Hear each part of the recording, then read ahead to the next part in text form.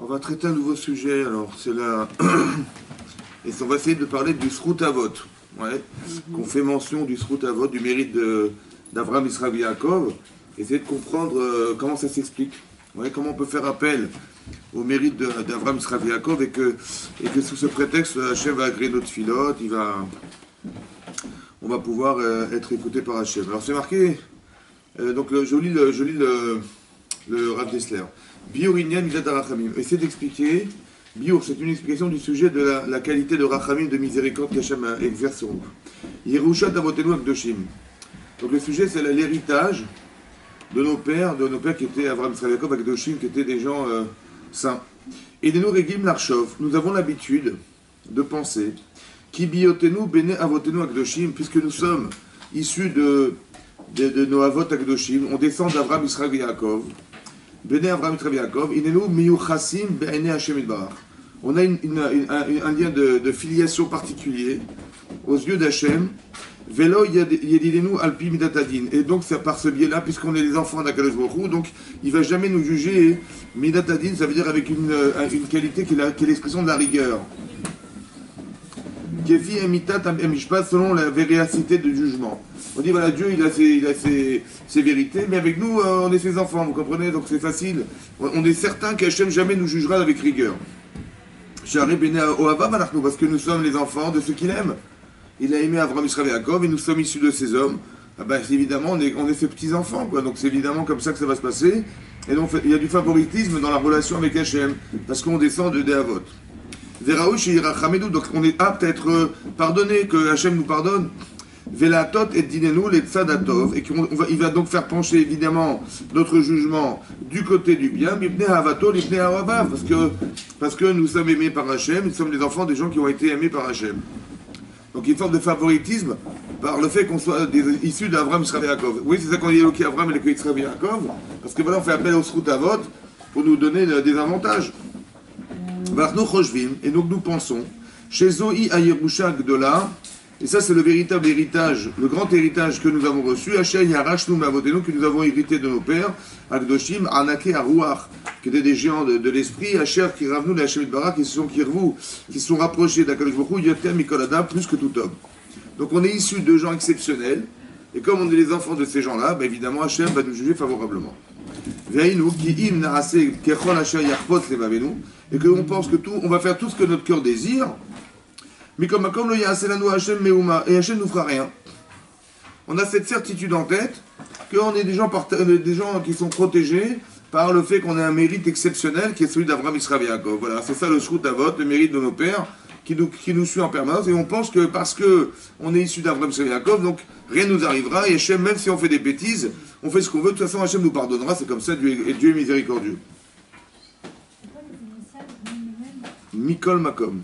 De toute façon, Mikol Makom, lo ya'aselanu Hachem meuma, Hachem ne nous fera quoi que ce soit, qui ach naskirlo et Hachem, dès l'instant où on lui rappellera, et Hachem asu avoton avav, voilà que ce qu'on fait de nos pères, ses aimés. Oui, on va rappeler qu'Avraham il a fait la Akedat Yitzhak, voilà, on arrive à Rosh Hashanah, on dit rappelle-toi du Srout d'Avraham, Israël et Yaakov, et on fait appel à ce Srout là, ce mérite, pour qu'Hachem soit miséricordieux. C'est ça qu'on fait, n'est-ce pas? Et on pense que voilà, c'est une manière de détourner le jugement. Ça va? Ok. Et tout ce que nous avons fauté, nous sera pardonné par le mérite de nos pères. Bariga, à l'instant T où on le mentionne. Est-ce que ça vous paraît plausible? Ouais, Mouvan, ça me paraît logique et plausible que voilà, on fait des bêtises, on fait n'importe quoi, et dit sous prétexte que voilà, on va arriver à Rosh Hashanah, on va rappeler la Akedat Yitzhak. Voilà, comme ça tout va bien se passer, Béat Hashem, et Dieu peut passer de la rigueur à la miséricorde, Baruch Hashem, grâce au Noavot, on a du favoritisme. C'est du favoritisme. C'est logique ou pas?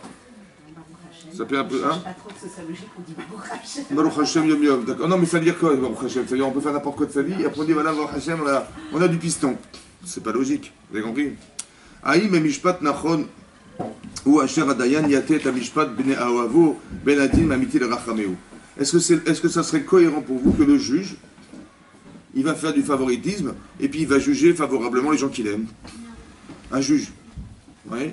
Il dit Aïm Mishpat, est-ce que le jugement Nachon, il serait Nachon, il serait juste, Asher Dayan Niatet Amishpat, que le juge, il va faire pencher le jugement, Ben Oavo, pour ceux qui sont les gens qu'il aime, Ben Adin Amiti la Rachameu. D'un din juste, mais comme il a pitié, alors il va changer le jugement parce qu'il nous aime. Non. Veta'acher shelo izdamen lo leulad, etzel Oavo shel Dayan, Yishpot, al davar et auto achet mamash. Mais par contre, ces gens qui ne sont pas issus de sa descendance, il va les juger avec rigueur et véracité. Ouais, le juge. Est-ce que ça serait logique que ses amis, ses enfants ou les gens qu'il aime, il va les juger en dehors du jugement, il va trouver une sortie de secours. Par contre, ceux qui ne sont pas proches de lui, non, il va les juger avec rigueur. D'accord. Où est-ce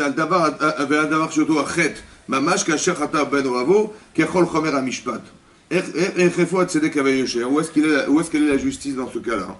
Oui, est-ce que c'est possible qu'on puisse prétexter dire, nous, vous savez, on a Abraham, Yitzhak et Yaakov, on va rappeler la Akedat Yitzhak, on va rappeler ce qu'a fait Abraham, Yitzhak et Yaakov, oui, c'est pour ça qu'on sonne du chauffard en souvenir de la Akedat Yitzhak. Est-ce que c'est possible qu'on puisse penser une seconde qu'on va soudoyer Hachem en prétextant qu'on est issu d'Abraham, Yitzhak et Yaakov et Hachem, il va changer le jugement parce qu'il nous aime?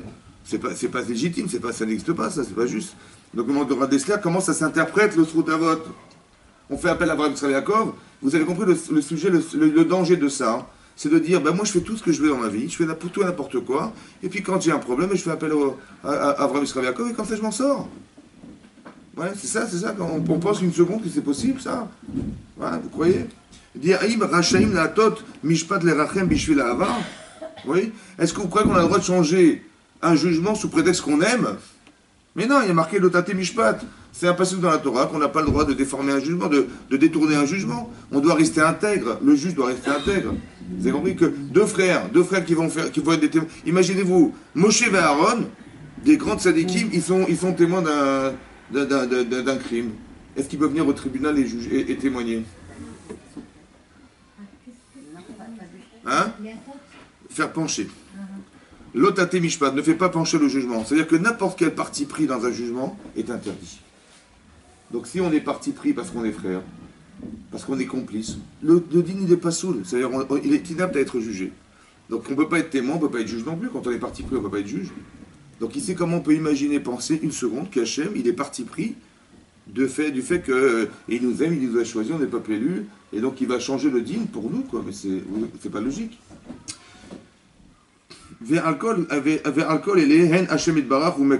En plus de ça, Hachem, c'est la source de la vérité.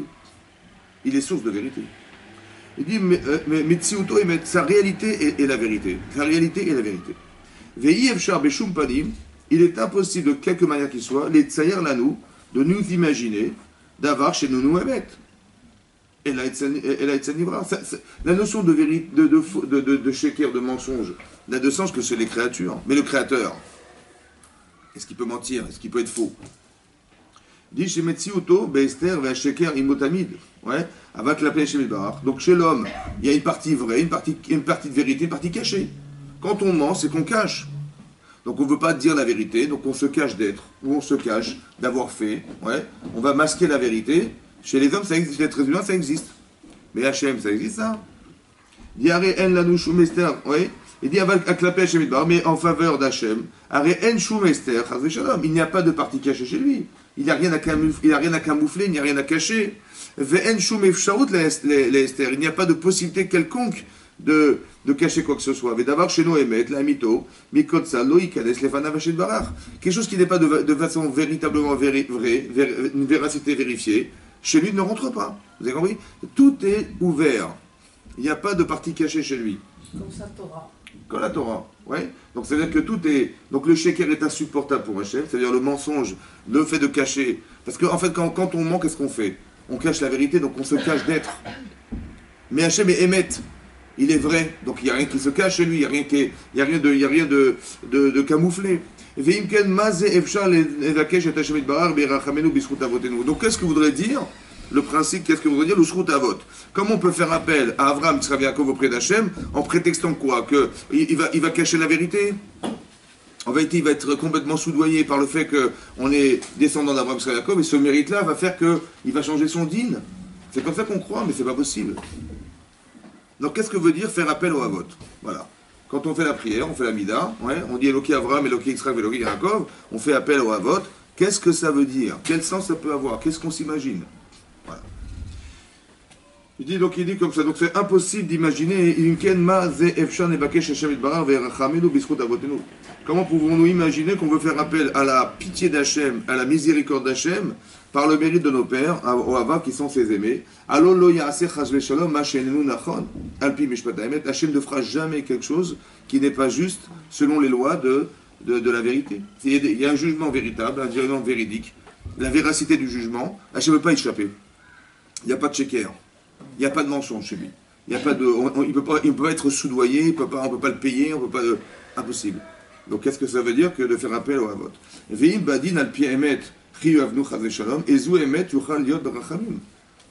Donc la question qui est posée, si de façon véritable on est juge, on est condamné, qu'est-ce qui peut faire que le jugement va changer? Comment on peut faire appel à Rachamim, la pitié d'Hachem, alors qu'on est coupable? Vous comprenez?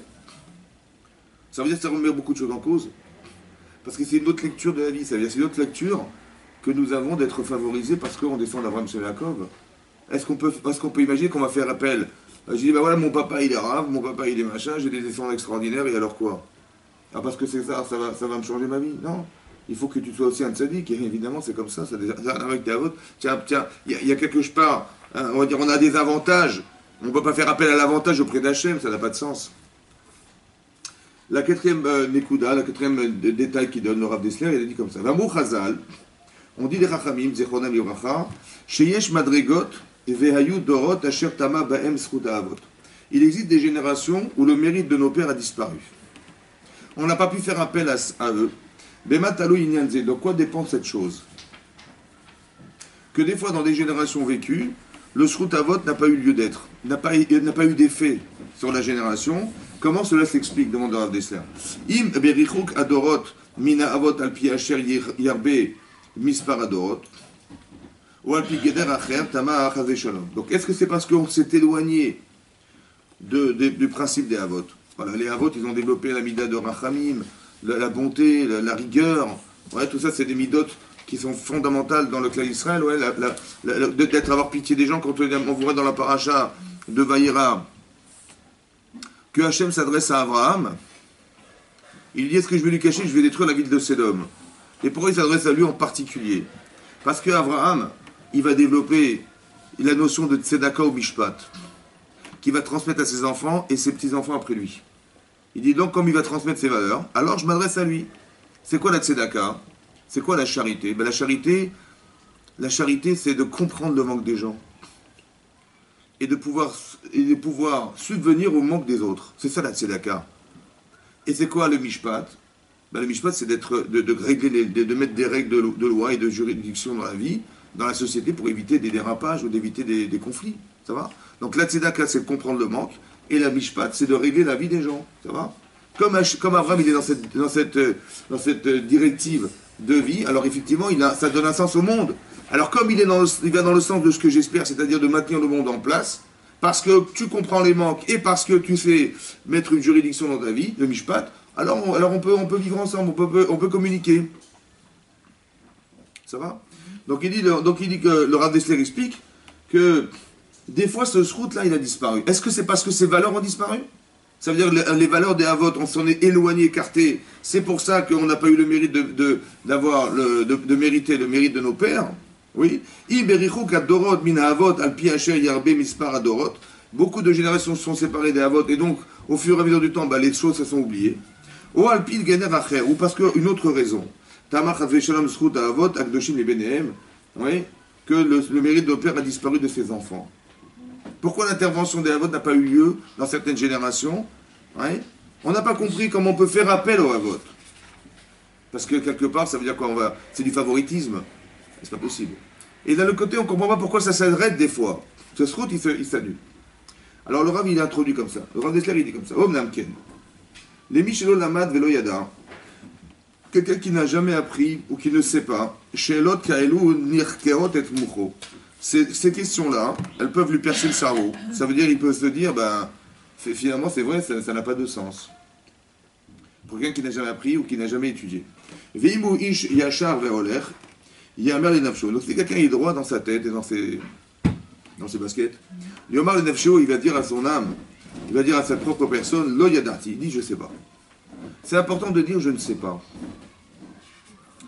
Aval im gam lo yadarti enze pogi achazesham beimunati. C'est pas parce que je ne sais pas que ça remet en cause ce que je sais. Vous avez compris? De dire j'ai compris ou je n'ai pas compris, ça veut dire quoi je n'ai pas compris? Ça ne correspond pas aux critères de référence que j'ai dans le cerveau. Et donc comme je ne comprends pas pourquoi c'est comme ça, c'est forcément faux. Ce raisonnement il est faux. Vous comprenez? C'est pas parce que tu ne comprends pas. Par exemple, Hachem, il y a eu la Shoah. Voilà. Il y a des grands tzadikim qui sont morts, etc. On dit, donc, alors, il est où Hachem? Ça va? Donc je me dis, bah, il y a eu la Shoah, des gens qui ont été massacrés, il y a des gens qui sont morts de façon horrible. Il est où Hachem? Alors je comprends pas, parce que Dieu il est miséricordieux, Dieu il aime ses enfants, comment il a pu accepter une chose pareille? Ça va? On se pose la question. Alors donc je dis, bah, si c'est comme ça, donc Hachem, Dieu n'existe pas. Ça va? Tu n'as pas le droit de raisonner comme ça. C'est pas parce que tu ne comprends pas que ça remet tout en cause. Vous comprenez ça? Ça veut dire que pourquoi c'est interdit de penser comme ça? Pourquoi j'ai pas le droit de penser comme ça? Ben oui, d'un côté c'est logique. Parce que nous on a des critères de référence des valeurs d'Hachem qui sont remises en cause parce qu'il y a des événements historiques qui ont fait que ça ne se retrouve pas. Où sont ces critères? Vous avez compris? Pourquoi j'ai pas le droit de penser comme ça? Pourquoi c'est faux de penser comme ça? Vous savez ou pas? On ne connaît pas les jugements d'Akadosh Baruch Hu, on peut pas. Ben on sait qu'il est Rachum, Vechanoun, et Rechapaïm, Vrafresé, Vehemet, voilà, on sait, c'est les critères qu'on a en tête. Donc là, on voit, c'est ni Rachum, ni Chanoun, ni Emet, ni... Vous avez compris? Donc on ne comprend pas. Vous savez quoi, ce que c'est ça? Vous savez ce que c'est ça? C'est un peu la tfila qu'il a faite Moshe Rabbeinu, qu'il a faite Avraham Avinu. Vous avez lu la parashat Vayera? Hein? Comment? Ouais, pour Sédom. Qu'est-ce qu'il a dit là-bas? Oui, mais c'est pas ça que je veux dire. Il a dit déjà qu'on ne comprend pas comment il a dit, il n'y a que 5. C'est quoi le critère? À part ça, écoutez-moi. Il a dit, mais regardez le texte d'Atfila, il a dit, Khalila lecha me'asot kadavarazé, le'amit tzadikim racha. Il dit Khalila lecha, c'est quoi Khalila? C'est quoi Khalila? Hein? Khalila, ça veut dire Chol. Khalila lecha. Tu vas désacraliser ton image à toi, Hachem, si tu fais un truc pareil que quoi, une chose pareille, que de tuer le tzaddik et le rachat. Comme si Hachem, il ne savait pas faire la différence. Ça va? Et on dira qu'à tzaddik et rachat. Comment il a osé dire une chose pareille, Abraham? Abraham Avinu, il prie, il dit voilà, Khalila lecha, vous voyez qu'on dira une chauffette baaretz, il n'y a pas de chauffette baaretz. Mais comment il a pu oser dire une chose pareille? Comment il a osé dire une chose pareille? Mais qu'est-ce qu'il a voulu dire, Abraham?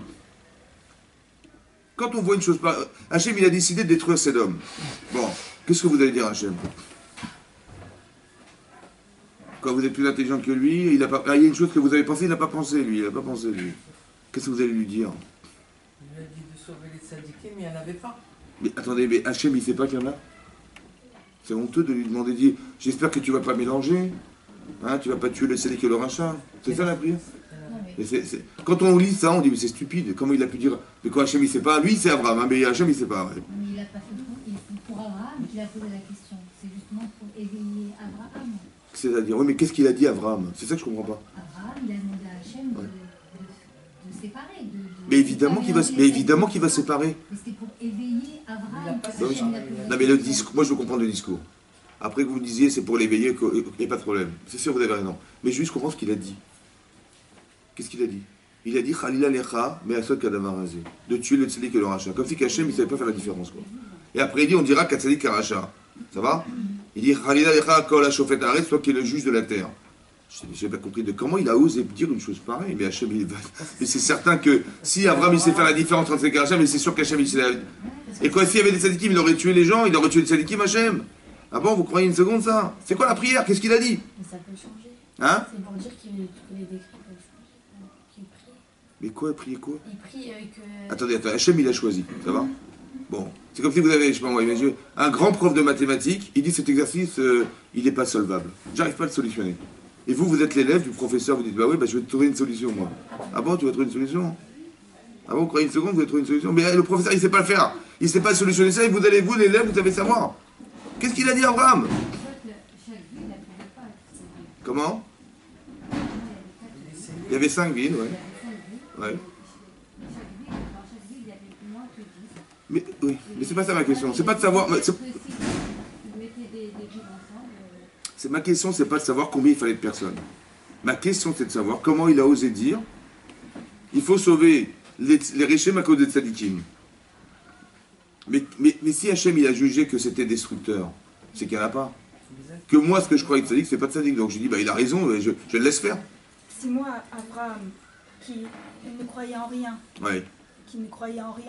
est venu vers toi et est devenu et comprend ta parole, D'accord. ces rachats, D'accord. un jour, pourront peut-être s'élever à ça. D'accord. Donc si on peut s'élever à ça, D'accord. ça veut dire que dans la transmission, on a aussi ce srout-là d'avoir grandi dans cette transmission, de comprendre qu'un rachat peut un jour devenir un tzaddik. D'accord. Et donc, ça veut dire que c'est ça qu'il a voulu faire passer en message à Hachem. Moi-même qui venais de rien, je crois en toi. Laisse-leur cette chance-là. Un jour, ça pourra aboutir. C'est vrai ce que vous dites. Mais ça veut dire quoi, Khalila Lecha? C'est chol ce que tu fais. De tuer les gens, c'est chol. Comme si tu ne savais pas te débrouiller, quoi. Alors quand tu n'as pas le choix, tu tues les gens. C'est quoi Khalila Lecha, mais les Asef Tzadik im Racha, d'éliminer le Tzadik avec le Racha. C'est quoi cette arrière-pensée qu'il y a eu Abraham de prier Hachem en disant mais tu vas quand même pas tuer le Tzadik et le Racha en même temps. Quand Hachem il allait faire une injustice de mettre tous les mêmes gens dans le même sac et on tue tout le monde et on fait pas de différence. C'est pas plausible ça. Le peuple ne comprendra pas que Hachem décide d'éliminer au même titre le Racha et le Tzadik. Donc c'était peut-être pour réveiller voilà. Mais qu'est-ce qu'il a... C'est que dire quoi qu'Hachem il va se tromper? Il va se tromper Hachem? Ça veut dire quoi tuer le tzaddik avec le rachat, ça veut dire quoi? Hachem ne sait pas faire la différence, dire Khalila de pas faire la différence, c'est ça qu'il a dit non, Hachem? mais l'être humain, c'est pas possible ça. L'être humain ne sait pas faire la différence. Khazat. Donc ça veut dire que là c'est quoi la nuance? Il y a deux formes de Hémet, écoutez-moi bien, il y a deux formes d'Hémet. Il y a le Hémet d'Hachem. Pour lui Hachem il a vu que cette personne elle devait partir. Mais moi, je ne sais pas ce qu'il pense Hachem. Donc qu'est-ce que je pense moi? Je dis tu vois, Abraham il dit moi je fais des balais de chouva. Je fais des balais de chouva. Donc qu'est-ce que je les encourage à devenir des tzadikim. Mais si le balai de chouva que je fais, il a un ami à Sdom ou à son cousin ou je sais pas son frère, il habite à Sdom, il dit mais moi c'est ma référence, c'est lui, c'est pour ça que j'ai fait chouva, c'est grâce à lui. Et qu'est-ce qu'il a fait Hachem? Il a éliminé cet homme qui est ma référence. Ça veut dire que la lecture que nous avons des hommes n'est pas celle d'Hachem. Donc qu'est-ce qu'on fait quand on prie? On enferme Hachem dans une lecture humaine. Khalila lecha, mais pour nous, Khalila lecha. Pas pour toi, Hachem. On ne remet pas en cause le jugement, on dit simplement, comment on fait basculer Hachem de la Rachamim à Odin, comment on fait? En disant que on va obliger, entre guillemets, Hachem à faire que ce que tu vas faire, pour nous, c'est une catastrophe. Parce que la lecture qu'on va avoir de ce que tu vas faire, pour nous, elle est chol. Donc tu vas pas faire un kiddush Hachem, tu vas faire l'inverse. Vous avez compris? Ça veut dire qu'il y a une façon qu'Hachem il a de voir, et il y a la façon des hommes. Donc quand Hachem il demande à Abraham de prier, c'est une manière qu'il a d'Hachem de demander à Abraham, enferme-moi dans une logique humaine, parce que moi c'est Hémet, moi c'est mon Hémet, moi je peux pas voir autrement, il n'y a pas d'esterpanim, il n'y a pas de choses cachées dans ma vérité. Toi tu crois qu'il est sadique, mais en vérité, mes yeux il l'est pas. Mais enferme-moi dans cette logique, pourquoi faire? Pour que j'arrive à changer mon jugement. Vous avez compris ce qui se passe? Ça veut dire que Abraham quand il prie dit, moi je fais des balais de chouva, et ce que tu vas faire est une catastrophe pour moi, parce que les gens ils vont dire, mais à quoi ça sert ce que je deviens, puisque de toute façon Hachem il fait plus de la différence entre tzaddik et un rachat. On peut mourir de tzaddik comme un rachat. Vous avez compris ce qu'il a dit? Ça veut dire qu'il a mis toute son énergie à essayer d'expliquer, à mettre beaucoup d'investissement personnel, à enfermer cette logique-là dans celle d'Hachem et lui demander de vivre les choses comme nous on les conçoit et pas comme lui les conçoit. Maintenant, vous avez compris ce que je veux dire, c'est que ça veut dire que ça c'est ce que je conçois d'Hachem. Mais est-ce qu'on peut oser dire qu'on comprend Hachem? Est-ce que quelqu'un peut dire? Mais non, Hachem, il est infini, et nous sommes des esprits finis.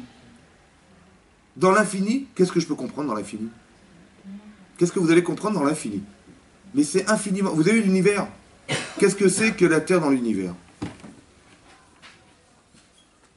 Est-ce qu'on peut prétendre que moi, tout ce que je vais comprendre d'Hachem, c'est comme la Terre dans l'univers? Mais qu'est-ce que je vais comprendre? Hachem, il est plus dans ce que je comprends ou dans ce que je comprends pas? Dans ce que je comprends pas. Donc comment j'ose dire? Parce que je n'ai pas compris, donc c'est pas Dieu. Vous avez compris ça? Mais c'est l'inverse. Il y a plus de choses que tu comprendras jamais de ta vie, et qui font partie d'Hachem, que de choses que tu vas comprendre et tu vas subordonner Hachem à ta compréhension. C'est stupide. Vous comprenez que c'est stupide. Donc le Rav Dessler, il a introduit en disant, c'est pas parce que tu comprends pas que tu remets tout en cause. Parce que la logique, en vérité, c'est l'inverse. C'est qu'Hachem, il est plus dans ce que tu sais pas de ce que tu sais. Donc sa décision, elle t'échappe, mais largement. Donc comment tu peux tout remettre en cause parce que monsieur, il n'a pas compris?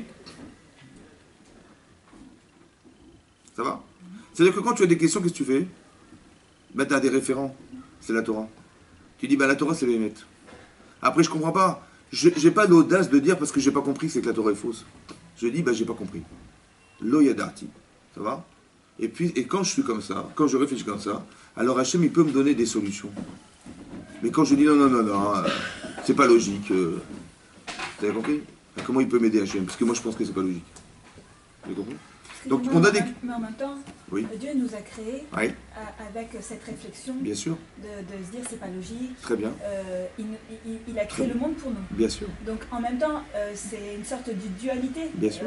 D'un côté, on doit remettre les choses en question. Et d'un autre côté, on doit être à la fois, assez humble. Bien sûr. Pour connaître notre place. Très bien. C'est une grande dualité. Mais c'est pas une contradiction. Vous êtes une élève et vous avez un maître. Ben moi, j'ai pas compris le maître. Mais heureusement que je comprends pas, parce que ce que je vais comprendre va me permettre d'évoluer. Parce que la dimension que j'ai aujourd'hui me fait poser la question. Mais il me manque quelque chose. Et ben le maître, il va me donner la réponse. Donc, je vais devenir une autre femme par la réponse. Vous comprenez?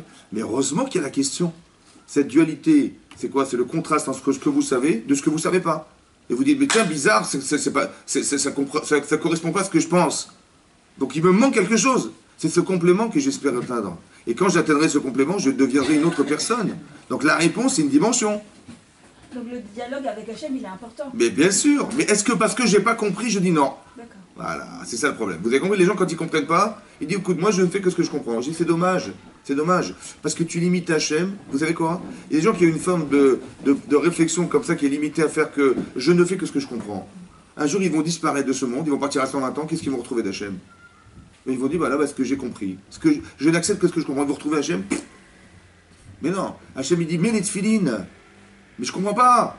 Ne mélange pas le lait et la viande. Mais je ne comprends rien. Ne mélange pas le lin et la laine. Mais je comprends rien. Mais je le fais quand même. Pourquoi je le fais? Parce que j'accepte de faire exister Hachem dans l'éventail de ce qu'il est et pas de ce que je crois. Donc quand on part de soi un jour, on va retrouver Hachem. Parce que j'ai la émouna d'assujettir mon esprit à l'existence d'Hachem. Je suis Ma'amin, c'est ça la émouna d'Hachem. La émouna, elle ne se vérifiera pas forcément parce que vous comprenez, parce que c'est logique. C'est peut-être pas forcément lui, c'est vous. Mais quand vous ne comprenez pas, et j'accepte Hachem, malgré que je ne comprenne pas, donc je fais abstraction de moi pour lui, alors là, je l'intègre. Et donc je l'intègre dans toute la dimension qui est la sienne. Vous avez compris ça? Qu'est-ce qui peut m'arrêter maintenant? Rien. De Metzera, il va me proposer une Avera, je dis, mais je comprends pas, comme la Akedat Israq. On a demandé quelque chose de complètement incohérent à Avraham Avinu. C'est inhumain ce qu'on lui demande. On dit, prends ton fils et tue-le. Prends ton fils, sacrifie-le en holocauste. Ça veut dire qu'il a œuvré toute sa vie pour avoir cet enfant. À 100 ans, il a eu cet enfant. Vous imaginez, ça veut dire 100 ans de sa vie. Il a travaillé. Est-ce qu'il atteigne ce niveau d'avoir cet enfant? Il a eu cet enfant, et à l'âge de 37 ans, on lui dit, écoute mon chéri, c'est fini, tu le prends, tu le mets... Mais Avraham, c'est pas... Émotionnellement, c'est troublant. Sur le plan de son projet personnel, parce qu'Avraham, c'est pas le père de famille qui va avoir des enfants, c'est celui qui va construire le clan d'Israël, c'est ça ton objectif avec sa femme. Et il dit, ce projet-là, tu l'enterres. Karnet bincha, prends ton fils. Il dit, mais j'en ai deux. Il dit, et Tiechidra, unique. Ils sont uniques, chacun, il est unique de son père et de sa mère, et de sa mère, chacun de sa mère, il est unique. Asher Avtar, que tu aimes. Il dit, je l'aime les deux. Yitzhak. Catastrophe. Yitzhak. Vous avez compris ce qui se passe? Le Sarah, il va lui dire quoi? Il dit, attends, fais pas l'idiot. Tu vas pas tuer ton fils. Il y a évidemment un refus évident dans l'histoire. Il y a un refus évident. Évidemment qu'il va refuser de faire la Kena. Évidemment que c'est comme ça. Qui c'est qui est prêt à sacrifier? Ça veut dire que émotionnellement, c'est pas supportable. Intellectuellement, est-ce qu'on a le droit de tuer les gens? Un des 10 commandements, c'est quoi? L'autre Tirtzar. Bon, Hachem, il lui dit, tue-le. J'ai pas compris. Les animaux, je comprends, mais les êtres humains, on a le droit de tuer des gens? On a le droit de tuer des gens? Non. Donc, après, à part ça, Parashat Lech Lecha, Hachem, il dit, écoute, quand il s'est séparé de l'autre, il dit, lève les yeux, regarde les étoiles, regarde le sable de la mer, regarde la poussière de la terre, ta descendance sera aussi nombreuse que ce savent qu'il est impossible de compter. D'un côté, il m'a dit j'ai une descendance, et d'un côté, il me dit tu l'enfant, qui est ton unique enfant, que tu n'auras pas, d'autres, tu n'en as pas d'autre. Et cet enfant, tu vas le tuer. Et comment c'est possible que je tue cet enfant et j'aurai une descendance? Vous avez compris tout ce mélange? Et pourquoi, qu'est-ce qu'il veut Hachem? Hein? Comment? Qu'est-ce qu'il veut Hachem? Qu'est-ce qu'il veut? Mais Abraham, c'est un intellectuel. Tout ce qu'il a fait, c'est Alpis Sechel. On n'a pas reçu la Torah. Donc tout ce qu'il dit, il y a des gens qui font des sacrifices d'enfants, ils sacrifient. Monsieur, il a la grippe, il dit, ah là, je suis malade et tout, il dit, ah Dieu, il est en colère contre moi, je prends mon fils et je le sacrifie parce que comme ça, je vais le... Mais le recette n'est pas quelque chose d'intellectuel. Comment? Le recette n'est pas quelque chose d'intellectuel. C'est quoi alors? Quand vous dites que c'était un intellectuel, ça m'étonne parce que le recette, les gens qui font du recette ne sont pas souvent des intellectuels, c'est plutôt des gens simples. Le recette, c'est une réflexion. Parce que naturellement, j'ai pas envie de donner. Moi, mon argent, je le garde dans ma poche. Depuis quand je partage? Quand je partage, je perds. Il faut que je comprenne que quand je donne, je gagne. Allez comprendre. Le recette, c'est intellectuel, bien sûr. Vous avez vu que les 2 tiers du monde sont des pays qui imposent une dictature. C'est que la logique, c'est la dictature. La logique humaine, c'est une dictature. Parce que j'ai du pouvoir et j'en profite. Il y a quelques pays dans le monde qui ont compris que non, il fallait partager. Et on vit dans ce pays-là. Ouais, vous avez les allocations familiales, vous avez des aides, vous avez des machins, on aide des gens. Ça, c'est un truc qui est évolutif, ça n'existe pas, ça. Regardez, il y a 2000 ans, il y a 1000 ans, les gens, ils s'entretuaient pour vivre. C'est comme ça. Donc c'est une zvara. Le recette, ça vient pas du cœur? Oui, bien sûr, mais c'est une réflexion qui pousse le cœur à agir. Vous avez compris? C'est parce qu'on a réfléchi qu'on a pensé. Il fallait ressentir ce sentiment. Sédom, c'est l'antithèse du chesed. Ce monde ne peut pas continuer à vivre. Vous comprenez? Eux, ils n'ont pas compris ça. Ce qu'Abraham il a compris, ils n'ont pas compris. Mais ce que je veux dire par là, c'est que qu'est-ce qu'on demande à Abraham en fait? Qu'est-ce que je vais dire à mon Yetzirara demain si j'ai ce problème? On a tous ce problème. Que de se dire, bah tiens, j'ai très envie de faire quelque chose. Ouais, mon cœur me dit fais-le, ma tête me dit non. Mais c'est tellement plus facile pour le cœur d'investir le désir de l'homme et de noyer sa raison. Quand quelqu'un il est poussé à faire une avéra, il va faire la avéra. Qu'est-ce qu'il va dire après? Ben, il va vous dire, bah écoutez, c'était plus fort que moi, j'ai pas résisté. Hein? Qu'est-ce qui peut être plus fort que toi? Parce que c'est toi. C'est toi qui désires et c'est toi qui penses. Qui c'est qui peut être plus fort que toi? C'est toi. Tu dis, c'était plus fort que moi et j'ai pas résisté, j'ai fauté. J'ai pas compris, mais c'était l'autre, c'était toi, c'était qui? J'ai pas compris. C'est qui l'autre? Vous avez compris? C'est-à-dire que le désir est plus fort que quoi? Que la raison. C'était plus fort que ce que je savais. Maintenant, quand Hachem dit à Abraham, prends ton enfant et tue-le. Évidemment qu'il va refuser à l'inverse. Il aime tellement cet enfant, il a un projet tellement énorme derrière la volonté qu'il a de construire le Israël, que de lui demander de tout arrêter, c'est impossible, vous comprenez ou pas? Il va forcément dire non. Donc, mais qu'est-ce qu'il pense non? C'est lui ou c'est l'Yetzirah? Hein? C'est l'Yetzirah. Pourquoi c'est l'Yetzirah? D'où vous savez que c'est l'Yetzirah et c'est pas vous? Hein? Comment? Ben évidemment, quand vous avez envie d'étudier la Torah, c'est qui vous? C'est l'Yetzirah, ça? Le désir, c'est pas forcément l'Yetzirah. Parce que c'est Hachem qui lui a demandé. Ben oui, parce que Hachem il m'a dit fais-le. Et moi je dis j'ai pas envie. Donc comment ça se comprend chez vous ça? Ça veut dire que si je refuse, c'est qu'il s'est trompé.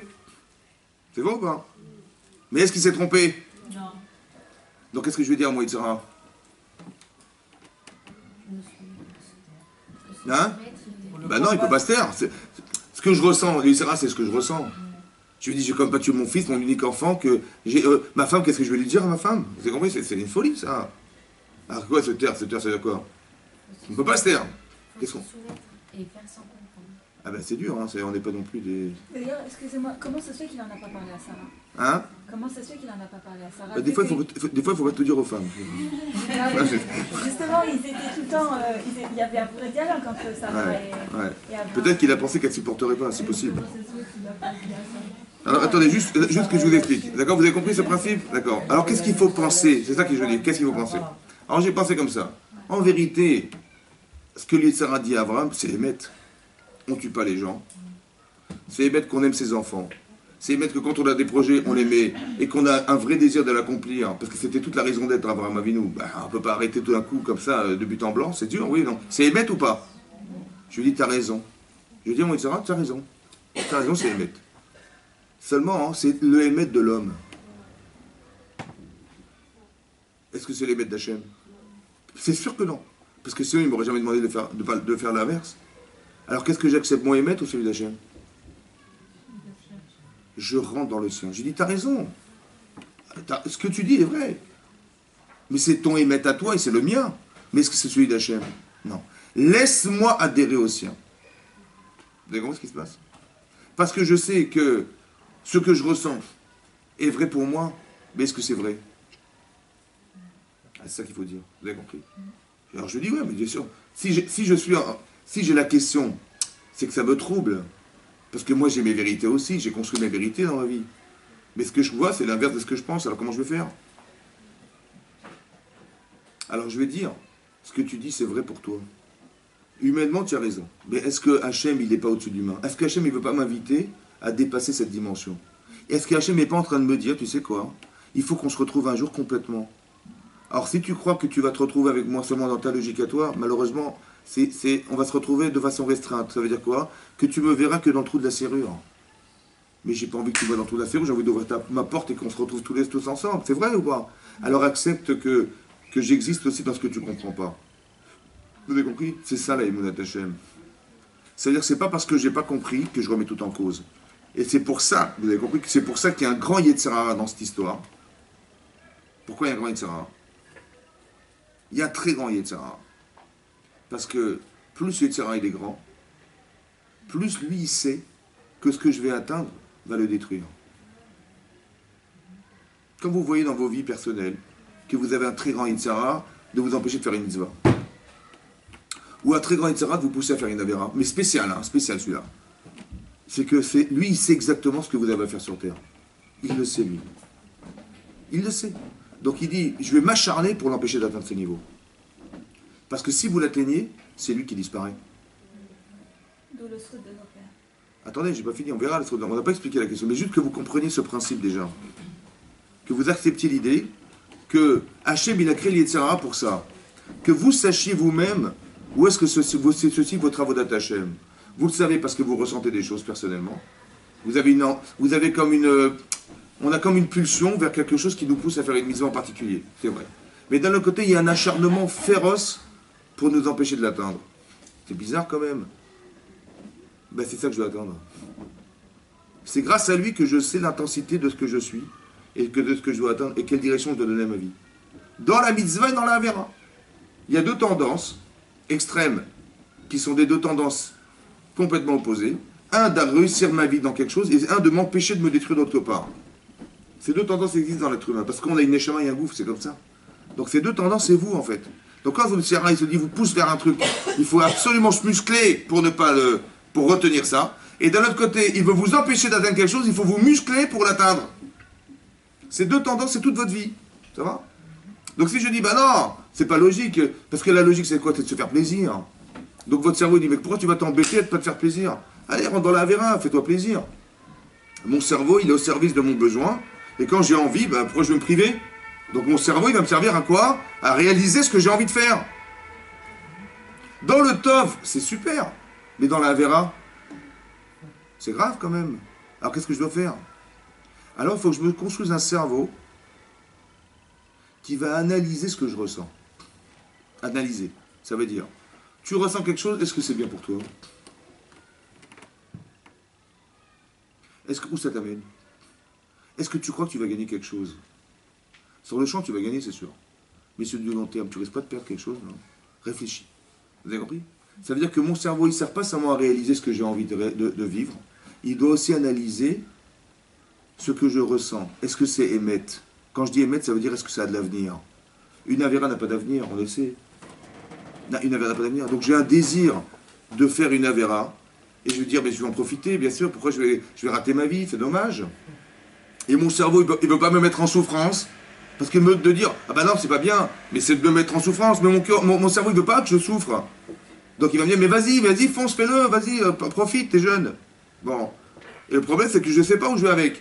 Je sais que je vais réaliser quelque chose qui va me faire plaisir, mais ce que je vais réaliser ne va pas me polluer ma vie? Est-ce que ça ne va pas m'empêcher de réaliser autre chose? C'est une Avera. C'est répertorié dans la Torah comme une Avera. Donc je sais qu'Hachem m'a dit, fais attention, on ne rentre pas là-dedans. Il y a des fossés. Il dit pas, quel fossé? Où il y a des trous? Oui, je vois pas de trous. Moi, je vois au contraire, c'est la verdure, c'est. Oui. Mais en dessous, il y a un trou, fais attention. Donc, et l'intelligence, non pas de réaliser ce que tu penses, mais de réfléchir à ce que tu ressens. Est-ce que ce que tu ressens, c'est juste? Vous avez compris ça? C'est ça d'être sadique. Ça veut dire que j'ai la question, ouais, et je me pose la question de savoir, mais est-ce que ce que je ressens est vrai? Et où ça m'amène? C'est comme si j'avais cette faculté intellectuelle d'analyser ce que je ressens. Ça veut dire ne pas être subordonné à ce que vous ressentez, mais d'avoir un secret suffisamment fort pour vous dire, attends. Comme l'enfant et l'adulte. L'enfant, il a vu une belle paire de baskets, ouais, une belle paire de baskets, il dit, maman, je veux cette paire. Bon, il la met, elle est un peu trop grande. Il dit, bon, mon cher, elle est trop grande. Et on fouille partout, on n'en trouve pas. Il dit, bah, écoute, il n'y en a pas d'autre, c'est pas grave, on en achètera une autre. Non, on prend cette basket. Mais elle ne te veut pas. On va mettre du coton. On va mettre du coton, on va mettre des... Vous avez compris? Je dis, mais elle te va pas, tu vas peut-être des cloques dans les pieds, tu vas te faire mal aux pieds, tu vois. Puis c'est ridicule, elles sont comme ça, elles sont trop grandes, c'est ridicule. Non, c'est les baskets que je veux, maman, c'est ces baskets que je veux. Vous avez compris? On ne doit pas être des enfants qui veulent absolument réaliser un plaisir. Tu vas te faire mal, elles ne te vont pas, elles sont trop grandes, tu vas être ridicule à l'école avec tes chaussures comme ça. Vous avez compris? Il dit non, mais je m'en fiche de tout ça, moi ce qui compte c'est la basket. Tu n'es pas obligé d'accepter ce que tu ressens. C'est aussi à ça que ça sert un cerveau. Alors que lui, il dit non, mon cerveau, il va me servir à réaliser ce que j'ai envie. Donc il faut absolument que maman t'achète ces baskets-là. Parce que sinon, je vais souffrir. Vous avez compris? Voilà. Ouais. Oui.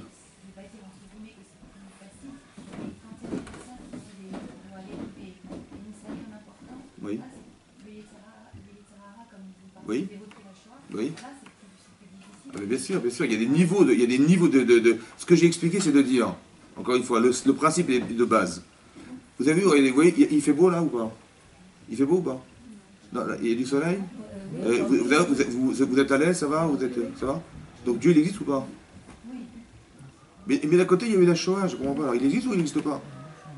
Elle est où la vérité? Ah, parce qu'à un moment donné dans l'histoire, j'ai pas compris, alors ça remet tout en cause?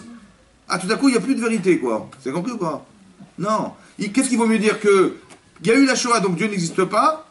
Ou dire Dieu existe, mais j'ai pas compris la Shoah? Qu'est-ce qu'il vaut mieux dire? Mais c'est logique ce que je vous dis. Vous avez compris? Donc c'est-à-dire que c'est très très dur. Pourquoi c'est dur? Parce que des gens qui l'ont vécu, ils sont subordonnés à un émotionnel qui est tellement puissant que je ne peux plus rien entendre. Laissez-moi tranquille avec cette histoire. Je ne peux même plus réfléchir tellement l'émotionnel m'a envoûté que je ne peux plus réfléchir. C'est ça que j'explique. Qu'il faut faire attention à ça. Parce que des fois, il est d'une puissance incroyable et qu'on n'arrive plus à se contrôler. Ça veut dire qu'au préalable, on fait des cours pour quoi faire? Pour que la personne elle soit préparée à l'idée que c'est possible. Et comme c'est possible, alors maintenant j'ai des armes pour arriver à contrecarrer ce qui va m'arriver et je vais rester lucide. Plutôt que de tomber dans un fossé où je vais être happé par l'événement et je ne pourrai plus m'en sortir. Souvent l'émotion paralyse. Mais c'est ce que j'explique. Alors comment je fais? Ah, comment je fais? C'est ça que j'explique. Que quand vous avez compris ça, ouais, ça vous permet d'avoir un garde-fou. C'est-à-dire de vous dire, attends, c'est pas parce que j'ai très envie de faire l'inverse que c'est juste. Je le sais, je l'ai appris. Donc après, vous commencez à réfléchir, à vous dire, attends, où je vais là? Et là, vous commencez à réfléchir. Mais est-ce qu'on a le droit à ce moment d'émotion où on doit le complètement le mettre de côté? Est-ce qu'on a le droit de quoi? Est-ce qu'on a le droit de vivre l'émotion? Mais heureusement, évidemment. Ça, on ne peut pas l'échapper. Ce que vous vivez, on ne peut pas vous juger sur l'événement, parce que l'événement, vous le vivez. Après, est-ce que vous avez le recul pour pouvoir vous dire, c'est ça qu'il faut se construire dans le cerveau? Ça veut dire, il faut se donner le choix de penser pour ne pas tomber dans des travers, parce que si j'ai pas le choix, si mon cerveau n'a de sens que pour réaliser ce que je ressens, je suis foutu. Parce que je vais toujours faire ce que je ressens. Et ça, je ressens une catastrophe, donc je vais dire, voilà, c'est catastrophique. Et donc je vais vivre la catastrophe. Alors qu'en vérité, non. Peut-être que ce que tu penses est faux. Ce que tu ressens n'est pas forcément juste. Non, ça j'ai bien compris. Parfois on est conscient que c'est pas forcément juste, mais on est quand même envahi par cette émotion. Mais évidemment qu'on est envahi. Cette émotion, est-ce qu'on doit... Non, on peut pas... Ok, on a besoin d'un peu de temps, on va laisser passer. Évidemment que c'est un peu de temps. D'où on a la preuve de ça, écoutez-moi bien. C'est marqué, le Rav Dessler, il ramène là-bas dans... Il y a un Midrash Rabbah qui dit comme ça. Quand Abraham, on lui a dit demander de faire la Kedat Yitzhak, ouais, le Yitzhara dit le Midrash, il est venu le voir, il dit où tu vas? Il dit je me promène.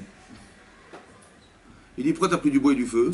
Il dit je vais me promener, bon je peux rester un jour, 2 jours, je sais pas, il faut bien que je mange, non? Il dit, mais tu me prends pour un idiot, tu crois que je ne sais pas que tu vas faire la fête à ton fils? À qui il parle, Abraham? Hein? À lui-même. Il dit, mais s'il parle à lui-même, alors il ment à qui? Ben, il ment à lui-même. Parce qu'écoutez-moi bien. Quand on reçoit un choc aussi énorme que ça, c'est très compliqué d'arriver... Ou Abraham il se suicide, carrément, c'est-à-dire c'est insupportable. Vous avez compris pas? Ou alors il se ment à lui-même. Pourquoi faire?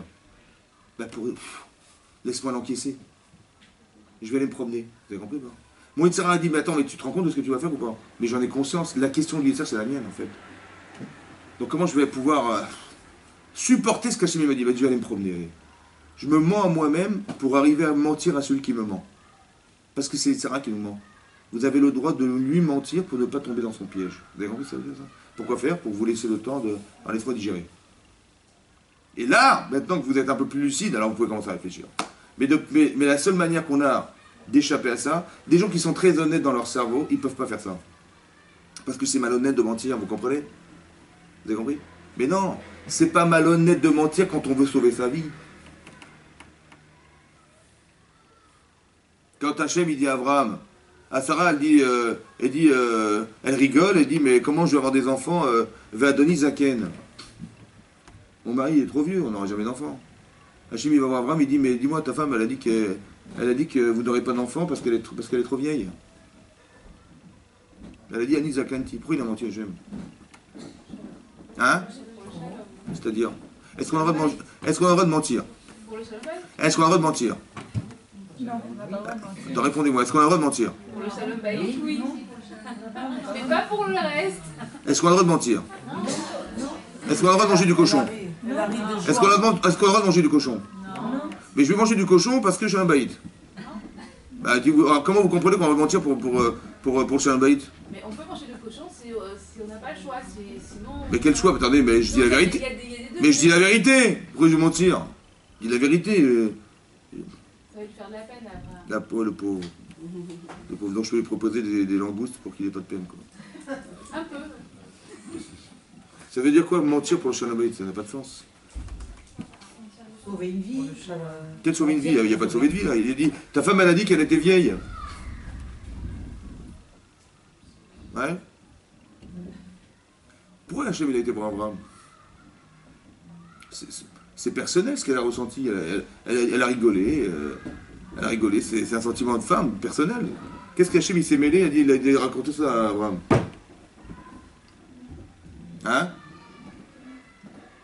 De nouveau pour rentrer dans sa lecture à lui, pour lui faire comprendre ce qu'elle peut ressentir. Mais pourquoi faire? À quoi ça sert? Ben justement pour se mettre à son niveau. Lequel? Le niveau de la femme d'Abraham et de faire comprendre le mari en fonction de sa femme. De quoi faire? Pourquoi faire? Pour faire le ménage? Pour faire la cuisine? Ben justement pour qu'ils amènent un enfant sur terre et que... Mais en quoi ça pose problème? Qu'elle ait rigolé?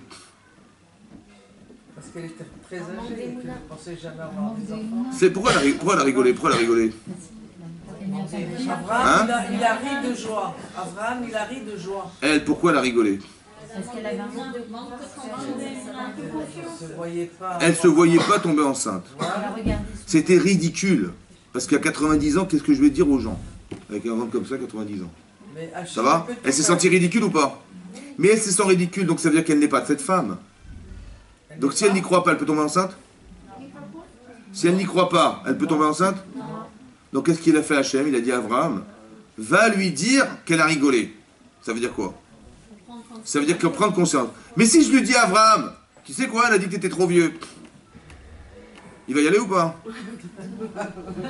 Elle a dit, tu sais, elle a rigolé, elle a dit t'es trop vieux. Il va y aller ou pas? Non. Mais si je lui dis elle était trop vieille. En vérité, le but c'est quoi? Le but c'est quoi? Ben, c'est qu'elle va à lui donner confiance en elle. Mais est-ce que je vais mettre un obstacle dans sa vie à lui pour l'empêcher d'y aller? Ou je vais mentir parce qu'en vérité le but c'est quoi? Le but c'est quoi? Ben elle voulait dire on n'aura pas d'enfant, mais peu importe que je sois vieille ou qu'il soit vieux, c'est la même chose. Vous avez compris ou pas? Ça veut dire que je vais mentir dans le but d'atteindre quelque chose. Parce qu'en vérité, c'est qui me ment? Je vais vous expliquer. Elle a dit je suis trop vieille. Mais si ta chérie t'a dit que tu vas tomber enceinte, mais Mais c'est qui t'a fait dire que t'étais trop vieille? Tu as le droit de mentir au Yetzer ou pas? Oui. Eh bien c'est ce que je vais faire. Je vais lui mentir à lui. Donc le mensonge pour faire le shalom, c'est pas chasvé shalom, faire une avera, c'est de mentir à celui qui m'a menti. Parce qu'en vérité, on est fait pour s'aimer. Donc il y a dit Sarah qui s'est mélangé, qui nous a créé un conflit. Donc à qui je vais mentir? Vous avez compris? C'est ça le pshat du shalom bayit, de mensonge. C'est pas chasvé shalom de manger du cochon pour aller faire le shalom. Non, c'est d'aller mentir à celui qui m'a menti. Parce que manifestement, si je suis en conflit avec mon épouse, c'est qu'il y a un conflit, quelqu'un s'est mêlé entre nous. Ça va? Cette différence entre hommes et femmes, elle a fait qu'il y a eu un court-circuit. Mais le court-circuit, c'est que pourquoi faire? Ben, c'est pour faire qu'on va divorcer. Vous avez compris? Alors qu'on est fait pour vivre ensemble. Seulement, si on avait l'intelligence d'arriver à se séparer de ce qui nous sépare, eh ben on se retrouve. C'est vrai ou pas? Est-ce que j'ai le droit de mentir à mon Yetzirara pour arriver à le tromper? Mais évidemment que c'est ça. Vous avez compris ce qui se passe? C'est ça qu'il a dit à Hachem. Il a menti pour ça. Mais ça veut dire, vous avez compris? Mais ça veut dire qu'il faut comprendre. Ce que je voulais dire par là, c'est que c'est pas parce que tu as des questions qu'il faut tout remettre en cause. C'est ça qu'il dit Rav Dessler. C'est très important au départ de le comprendre. Au départ, j'accepte. Voilà, je dis je ne sais pas, j'accepte. Et dans ce principe-là, on va commencer à envisager une évolution. Mais pas de dire de but en blanc, non, c'est n'importe quoi. Comme les gens vouloir parler dans la Torah, c'est n'importe quoi. C'est quoi ces histoires de... Ils ont des questions. En fait, c'est une manière de se séparer de la Torah, vous avez compris? Ils n'ont pas des questions. C'est comme la question du rachat dans la Gada de Pessah. Il n'est pas curieux, lui. C'est pas la question de dire tiens, mais expliquez-moi. Mais pas du tout. Tu me dis, c'est-à-dire que je pose des questions pour vous dire, mais vous êtes des idiots, quoi. Vous avez compris? C'est n'importe quoi, cette Torah-là. Vous avez compris ce que je veux dire? C'est pas dans l'intérêt de comprendre, c'est l'intérêt de se séparer. Il y a des questions qui sont là pour arriver à trouver des solutions.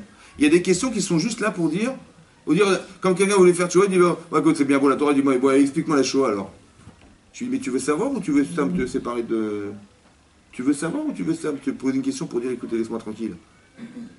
Est-ce que la Torah, c'est une manière de se séparer ou la Torah, c'est une manière de se comprendre? Est-ce que la question, elle est là pour se séparer des choses ou la question, elle est là pour se rapprocher des choses? Ah ben c'est ça, mais il y a deux façons de poser la question. Mais quand quelqu'un, quand les Tzara veut me poser la question, c'est pas pour me faire savoir, c'est pour m'éloigner. Vous avez compris? Quand vous voyez que la question vous éloigne, vous savez, alors c'est Tzara. Et quand c'est une question qui va faire que vous allez vous rapprocher, c'est Tzaratov. C'est là que vous savez. Vous avez compris? C'est ça la différence. Qui a dit si tu as des questions, tu n'as pas de réponse, et si tu n'as pas de questions, tu auras des réponses. Si tu as des questions, tu n'as pas de questions, tu n'auras jamais de réponse. Ça n'existe pas, ça. Si tu n'as pas de questions, tu n'as pas de réponse. Non, parce qu'il n'y a pas la réponse, il n'y en a pas. C'est-à-dire qu'il n'y en a pas. La réponse, dans le cas de la Shoah, bien sûr qu'il n'y a pas de réponse. Il y a des réponses, mais on ne peut pas dire c'est la réponse. Oui. On ne peut pas dire c'est ça la réponse. Non. Hachem, il sait ce qu'il fait. Vous savez, quand Hachem il fait quelque chose, il aurait fallu être de là depuis la création du monde et d'arriver à faire que j'ai un cerveau assez large pour faire toutes les connexions de tous les humains dans toute la Terre pour comprendre ce qui s'est passé. Je ne suis pas outillé. Donc j'accepte que je suis faible. C'est tout, basta. On n'est pas capable, on n'est pas outillé pour ça, c'est pas notre métier. Donc Hachem, il est capable de le faire, j'ai confiance en lui. C'est pas parce que je n'ai pas compris, parce que tout ce qu'il a fait est contraire aux critères que j'ai moi d'Hachem, que c'est ça Hachem. Est-ce que Hachem il est que Rachum Vechano Arachapayim? Pas du tout. Seulement on sait qu'il est ça. Mais est-ce qu'il est que ça? C'est l'erreur. Les gens disent, il est que ça. Donc tu dirais que ça c'est contraire à ce qu'il a à la mida d'Hachem. C'est pas vrai, il n'est pas que ça Hachem. Ça c'est ce que tu vois. Quand c'est marqué dans la Torah, dans la paracha qu'on va lire, Vayered Hachem lirot. Il est descendu voir. Quand Dieu descend, hein? Il descend Hachem. Il n'a pas besoin de... Quand on dit Bayom Haou, un jour on vous dira Hachem Echad ou Shmo Echad. C'est quoi la différence entre Hachem et son nom? Un jour on vous dira, vous savez quoi? Hachem Echad ou Shmo Echad. Hachem il est Echad et son nom est Echad. Il m'a dit, ouais. Il m'a dit, mais évidemment qu'il est Echad. Pourquoi dit Bayom Haou? Mais Chafeshom en permanence, Hachem Echad ou Shmo Echad. Il m'a dit non. Hachem Echad. Mais chez moi, c'est quoi le nom d'Hachem? Le nom d'Hachem, c'est ce que vous voyez. Il vous arrive quelque chose, tu dis Minash Shamaim. C'est qu'Hachem il est descendu pour vous. Ça va? Descendre, ça veut dire qu'il s'est manifesté dans votre existence. C'est ça son nom. Mais est-ce que son nom c'est lui? Hachem Echad ou Shmo Echad.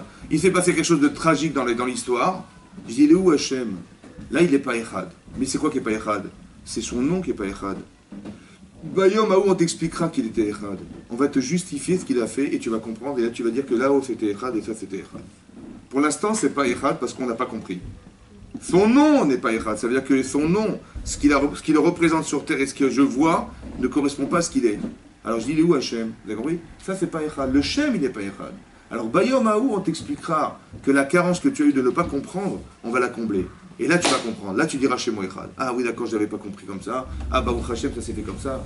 On ne sait pas, vous comprenez ou pas? C'est ça chez moi Echad. C'est pas parce que tu ne comprends pas que ça remet tout en cause. Ça va? Gardez en tête ce principe. On continuera la semaine prochaine, Bézat Hachem. Chazak ou Baruch, Chazak, Shabbat Tov, Shabbat. Oui, gardez les feuilles, gardez les feuilles. C'est des nouvelles feuilles? Oui, c'est des nouvelles feuilles. Peut-être qu'on fera les photocopies si le gars n'a pas assez.